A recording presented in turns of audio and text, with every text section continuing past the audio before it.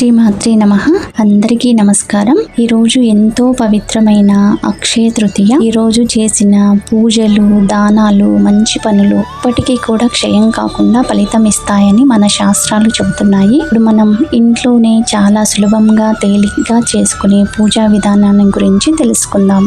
మొదటిగా పూజ చేసే స్థలాన్ని శుభ్రం చేసుకోవాలి. పసుపు నీటితో పవిత్రం చేసుకొని తర్వాత లక్ష్మీదేవి, మహావిష్ణువు ఫోటోలన్నింటిని కూడా కుంకుమ పువ్వులతో అలంకరించుకోవాలి. తర్వాత అమ్మవారిని ఇంకా స్వామివారిని ఎంతో అందంగా మీ దగ్గర ఉన్నటువంటి పువ్వులు, తులసి దళాలతో అలంకరించుకోవాలి. ముందుగా దీపం వెలిగించి పూజను ప్రారంభించుకోవాలి.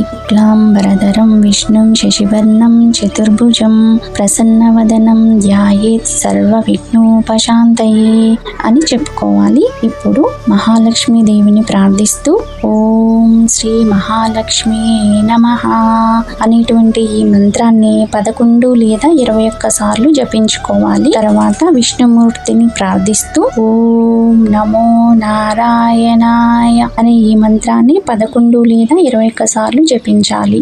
ఈరోజు అక్షయ తృతీయ కాబట్టి ఇంట్లో ఒక రాగి చెంబు కానీ, రాగి గ్లాసు కానీ లేదా మట్టి కుండ కానీ తీసుకొని కుబేర కుంచాన్ని తయారు చేసుకొని లక్ష్మీదేవి దగ్గర మనం ప్రతిష్టాపించుకోవాలి. కలశ స్థాపన కూడా చేసుకుంటే చాలా మంచిది.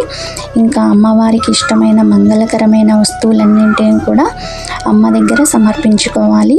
చివరగా హారతినిచ్చి అక్షింతలు తలపై వేసుకొని పూజను క్లోజ్ చేసుకోవాలి. ఈ అక్షయ తృతీయ చాలా మంచిది. దాన ధర్మాలు చేయడం చాలా శ్రేయస్కరం. ఈరోజు బంగారం కొనడం చాలా శుభప్రదం అని చెప్తూ ఉంటారు. బంగారం కొనలేకపోతే మనం పసుపు కొమ్ములైనా తెచ్చుకొని ఇంట్లో పెట్టుకోవచ్చును. ఇంకా ఈ రోజు ఏదైనా కొత్త పనులు ప్రారంభిస్తే చాలా శుభప్రదం. ఇంకా మీ అందరికీ అష్టైశ్వర్యాలు, సంతోషము తీసుకురావాలని ఈ అక్షయ తృతీయ రోజు నేను మనస్ఫూర్తిగా కోరుకుంటున్నాను. నా వీడియో కనుక మీకు నచ్చినట్లయితే లైక్ చేయండి. ఇలాంటి డివోషనల్ వీడియోస్ కోసం నా ఛానల్ని సబ్స్క్రైబ్ చేయడం మాత్రం అస్సలు మర్చిపోవద్దు.